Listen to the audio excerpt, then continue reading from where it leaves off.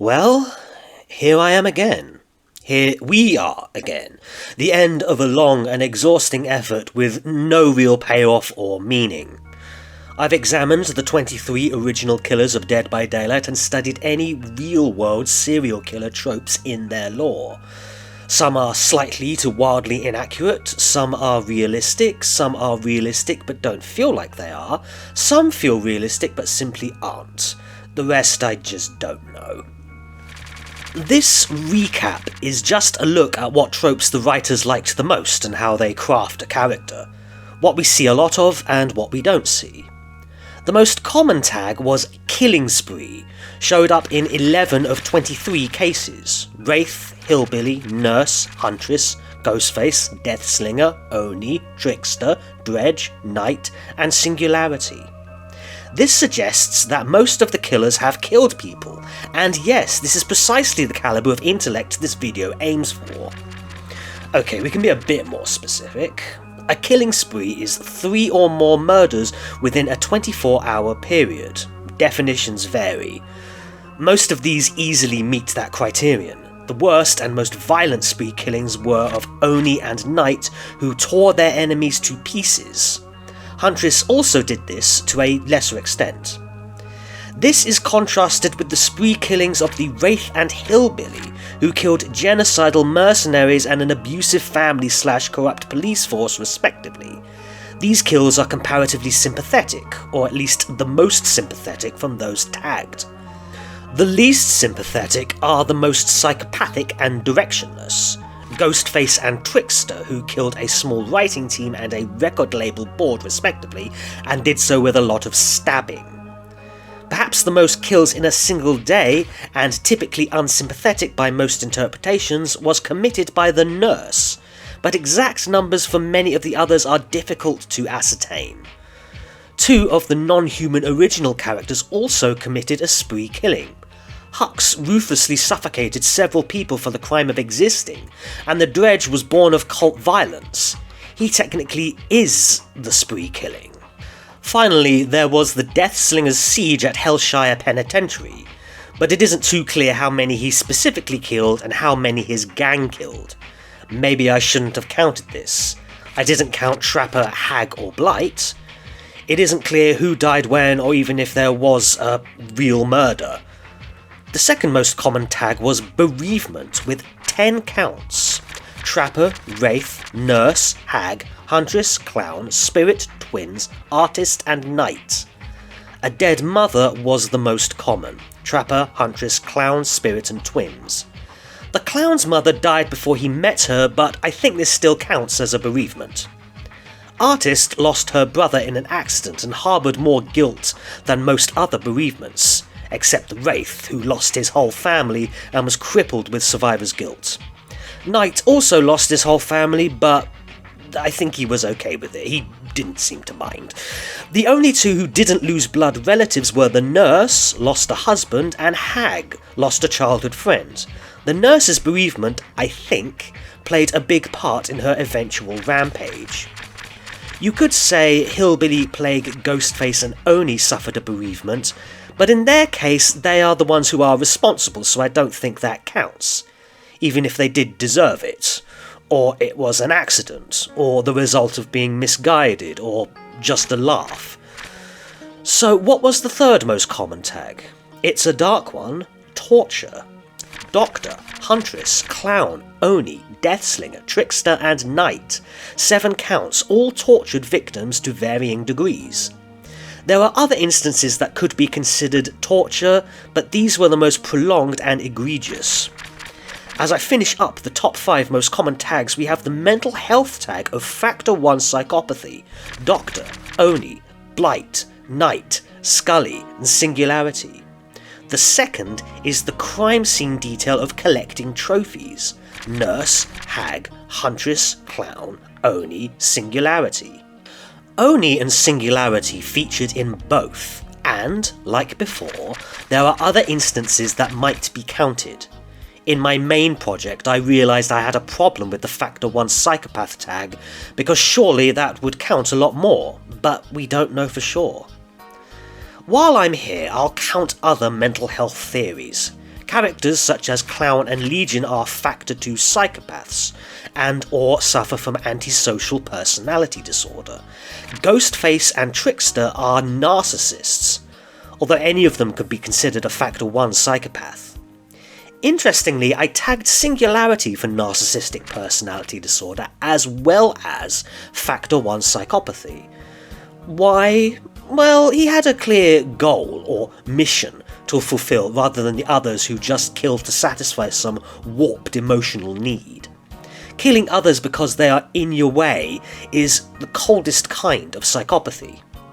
With the other Factor 1s, killing was basically their job, or at least an extracurricular hobby. I theorised that the Wraith suffered from schizoid personality disorder, as well as PTSD as a result of his time in the war, and the Ghostface suffers from obsessive-compulsive disorder. The Spirit is a borderline and bipolar disorder comorbid, and the Oni also suffers from bipolar disorder. These are just my silly theories though. I tagged Unknown for Hillbilly and Nurse because there's something else going on there I don't really know, and both Nurse and Artist I'd consider depressed, although many others could also be described as such. That's really it for mental disorders though. None were tagged as paranoid, but maybe you could say the members of the fold that resulted in the Dredge had a predisposition towards paranoia? Maybe. None were confirmed schizophrenic, although there are quite a few who might be. Nurse, Hag, Doctor, Huntress, Twins, Artist and Scully. But I'd need more evidence to say that with even the smallest degree of confidence.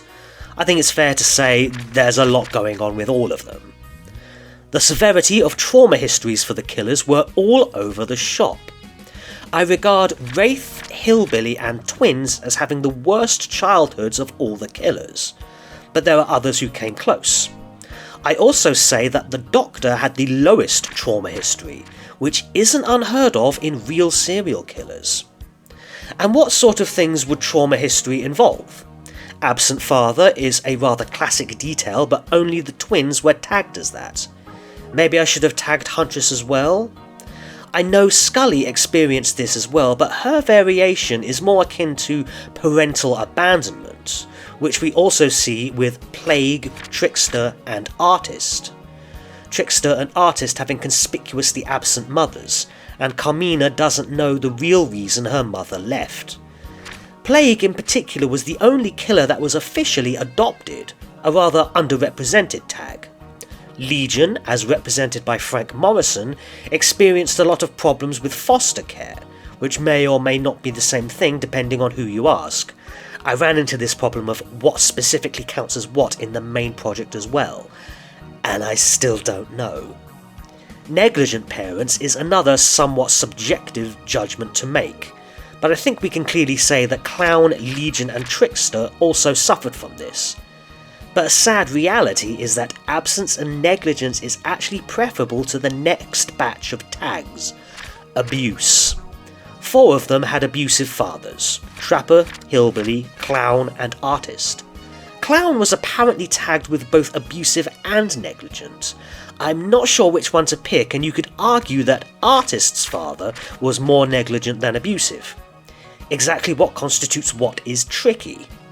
What's not so ambiguous is the extensive abuse of the Hillbilly by not only his dad, but also his mum. He was also the only killer to suffer an abusive matriarch. The others had mums that died or ran away, making Hillbilly a standout in abuse.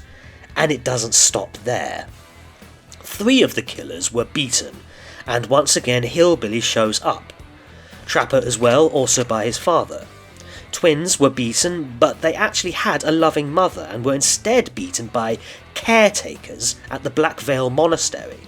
Blight was also beaten, but it was by adults when he was an adult himself, and he deserved it, so I've not counted it. Speaking of things not counted, I don't see any real evidence for head trauma amongst the cast, at least not compared to real life examples. The closest is likely Trapper and Hillbilly, who possibly suffered cranial damage at the hands of their abusive fathers. Examples of bullying I will still count in adulthood. such as what the nurse went through at Crotus Pren Asylum. Childhood bully victims include Spirit, Deathslinger, and Twins. Twins was by far the worst. Examples of extreme family crime are present with the Trapper and Spirit, both of whom lost their mothers to their fathers, and Trapper lost his uncle as well. And that's it for trauma history. There are a lot of avenues left unexplored, such as bedwetting/enuresis, or the humiliation of forced cross-dressing. But perhaps those are other avenues the writers don't want to touch. Also, the bedwetting detail is largely an urban myth. Obviously, there were no tags for sexual abuse or the sexualization of a primary caregiver, both of which are common amongst real-world serial killers. The very last untagged tag was that for impotence. Possibly. I hate to be disingenuous though.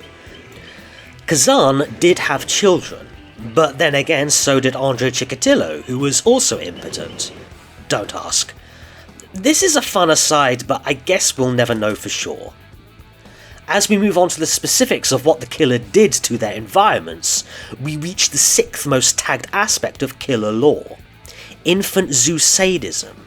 Hillbilly, Doctor, Clown, Deathslinger, Twins, and Trickster. 3 of the most unsympathetic killers in one fell swoop. Hillbilly was likely forced, and Caleb might have been dissuaded from such cruelty by his dad, but we don't know. Twins did this as well, but like Hillbilly, this was forced in childhood, so I don't know if I should count it. But there we go. Hillbilly was not forced to kill the pigs as an adult, though. The Clown also displayed zoo sadism into adulthood. What about arson? 3 killers had a history with arson: Wraith, Legion, and again Twins, and again with Twins, it was an accident. Evidence is still piling up against you guys. What about burglary and petty theft? Legion stole from the residents of Ormond, Knight stole from his employer and responsible for many raids, and the Twins again with the Twins. Is there anything else with the Twins? Well, they were also tagged as socially outcasted, which wasn't their fault. Huntress was also tagged as this, but I get the impression this was a conscious choice made by her parents. Onto additional antisocial behaviour, we have alcoholism and drug usage. Clown and Blight are the only 2 that really counted, but maybe Legion could as well, despite being so young. What definitely does count is Frank being the only confirmed bully in the roster. He's also clearly a juvenile delinquent, a trait shared with the Clown. The Clown also experienced homelessness after fleeing his town, and the Twins experienced this as well, but much harsher. A key moment of despair was the artist attempting suicide, but this was the only known instance of this. There were a lot of tags that didn't get any hits, but more interestingly is the fact that the Deathslinger was the only killer tagged in 3 prominent real-life factors. Firstly, attempted murder, in his case of Henry Bayshaw. Every other killer, the ones that did kill, seemed to succeed in killing. That must be a bit of an embarrassment. Less of an embarrassment is his prison relationship, which contributed to his early release. These 2 factors are somewhat common in real-world cases. Another common element is juvenile murder, a crime only committed by the Wraith and possibly the Hag as well, I don't know. The last and somewhat indirect factor is connections to certain career paths. Medical was the standout, with Nurse, Doctor, and Blight having some background in medicine. As far as I can tell, no killer had a less direct connection to nursing, and no killer was a police officer, with only the Deathsling having a loose connection to law enforcement. And no, Hillbilly doesn't count because he was the victim of this group. None of the killers worked in the Navy, Army, or Air Force, which is something very different from real-world serial killers who often served in some capacity. The only minor exception was Ghostface, whose father was in the army, but that's it. And the only remaining tag I have also belongs to Ghostface in that he was very likely a peeping Tom. But now begins the tags that behaviour likely don't want to invoke. None of the killers had a history of being a domestic abuser, and none of them had a string of failed marriages. In fact, I don't think there's even one single case of divorce. Financial skullduggery is also underrepresented. Scully's activities seemed to be legal. There's no fraud history or known gambling problems with the killers. There are no surprising family revelations outside the extreme family crimes portion we've already covered, and none of them have any overt interest in the Third Reich. More surprising is none were deemed to possess criminal versatility by any real-world standard. Less surprising is the lack of more squick aspects of criminal history. No, there was no incest, no history of sexual assault, no history of kidnapping, but there's more on that later, and there was no history of bestiality. Real life really is darker than these fools. Still, I didn't tag any of them as normal, because of course I didn't. Characters in any narrative fiction usually tend to be interesting, and there's not one of them that blends in or even passes for regular. They're all a bunch of weirdos.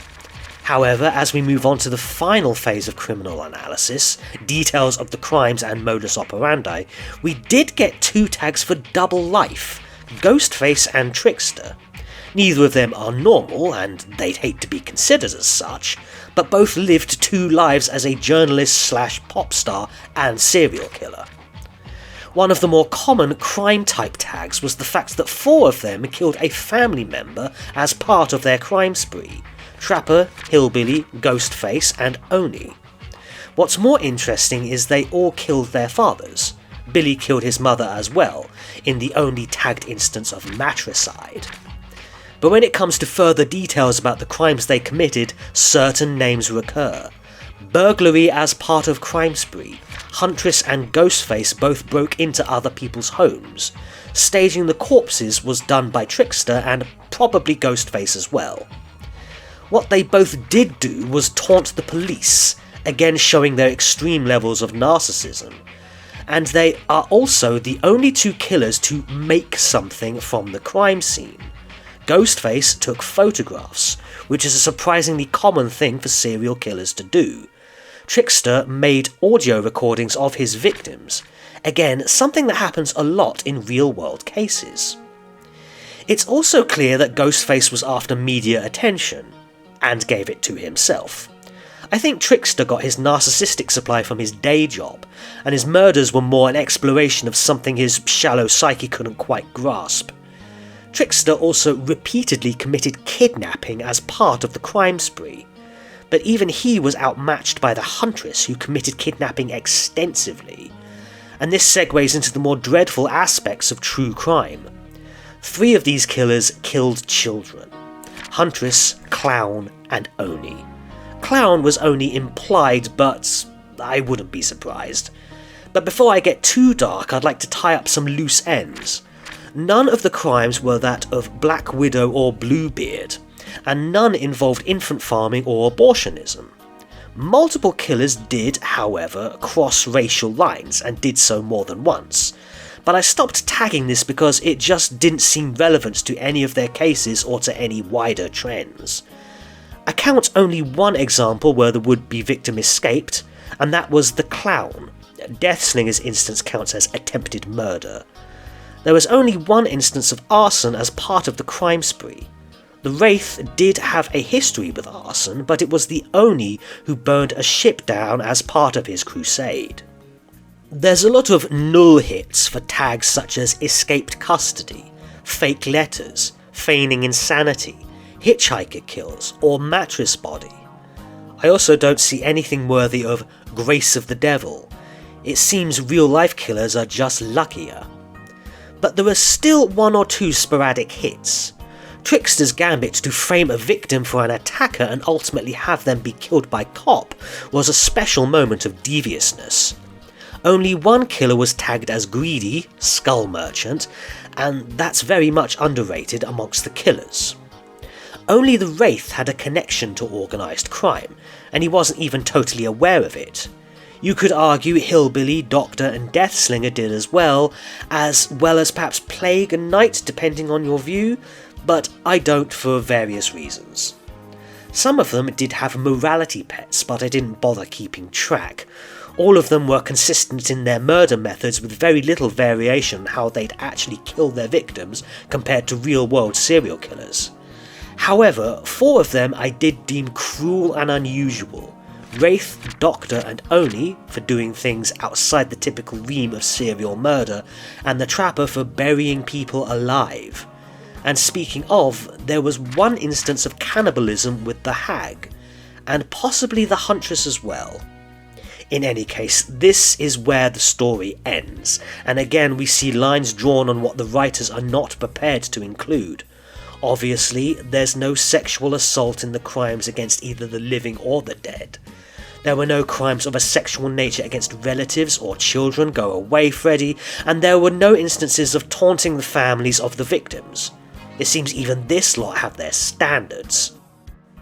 As you can see, there was a lot to get through. I'm going to split this into 2 parts, and coming up is my final tally for each killer of Dead by Daylight. Hope to see you then.